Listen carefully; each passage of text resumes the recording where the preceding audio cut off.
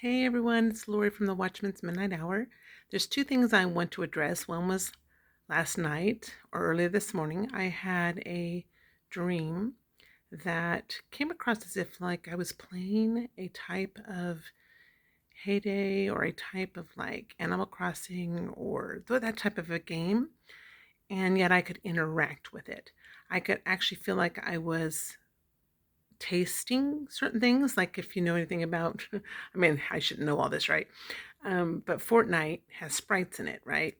And it was as if initially I was being told that I had to close a broken window, and I began to interact with it. It was almost as if I would could I, it was almost like I could suck on the sprites, and I was like, wow, I can suck on them, and it's like, yes, you can. I could interact with them, and then it would activate it, or I started trying to pull the broken window. It was really interesting. It was like a window broken in half. It was trying to pull it together, but it ultimately didn't. And then I went through and went to the ground of this game.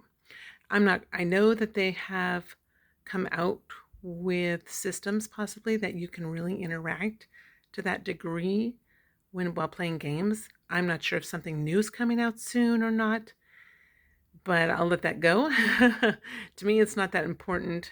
I've had it where there are things in the past where the Lord has shown me before it came out, before it was, on TV, on the news, and it was very interesting. But new technology that was coming out, the Lord would show me. Well, another thing I want to talk about is what Mike from around the world was speaking about on a recent broadcast, and he was talking about how you know a person by their fruits. And I felt like he never really explained what the fruits were. And I want to go further with it because the fruits, I believe, are the outcome of your interaction.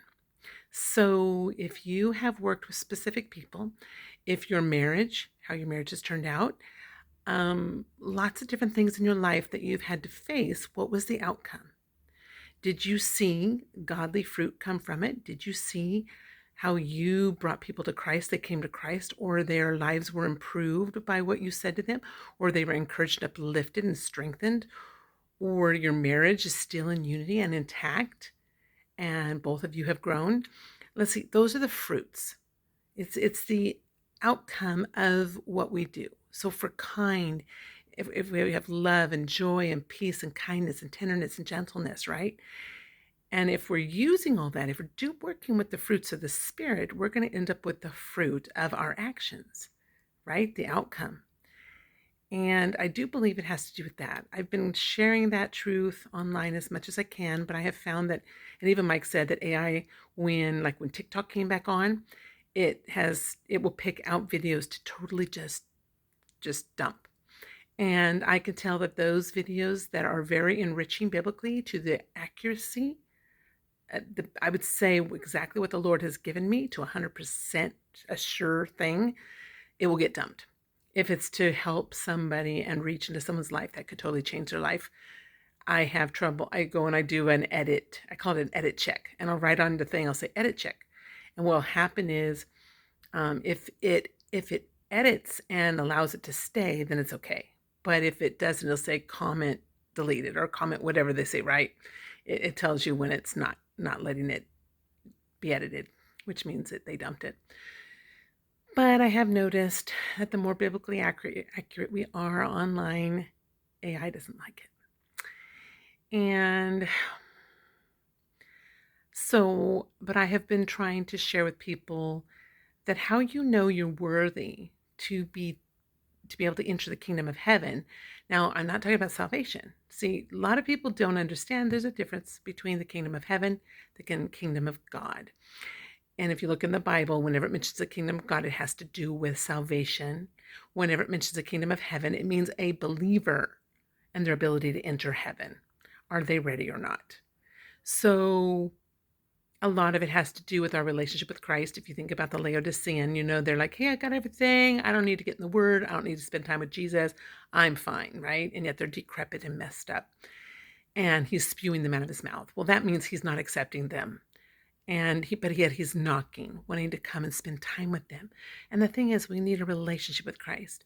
We need to be seeking him to refine us. And as he refines us, we should be able to be used, right, for his glory. So if you want to know if you're worthy to be taken out, if you're worthy to, avoid all the things that are coming, to would be worthy to not have to be trampled, which is the tribulation, to be worthy to be at the feast and you're dressed and ready, to be the bride that have the extra oil. It's the time with the Lord. It's asking him to show you and reveal to you what you need to overcome. And, excuse me, and acting upon that and asking the Lord to use you mightily for his kingdom and walk in power and not in sin. Don't be holding on to your dross, the sin you want to cling to. Because you can look at your life, think about your past, at least your most recent past, where you are right now. Are you bringing healing to people that you come across? Are you loving the homeless, the unlovable? Are you loving the most wicked man? Luke 6 says that even Jesus himself loved the wicked man, man. So our goal is have you learned to love yet? We have to love. We have to learn to love. That's number one. And if we're doing that, we're not holding on to sin, we are ready to, God has to remove us because we're restraining evil. So God bless you all. I'm sorry if it was really wordy, but I want to encourage you all that it's possible we're in that season. If the Enoch calendar truly is God's calendar, I would think then you would look at the Hebrew feasts according to the Enoch calendar. So that would mean if the Hebrew calendar, it ends and then begins in regards to the Feast of Trumpets, then the equinox is March 19th. And that's where it's moving from the end of the equinox calendar. Equinox.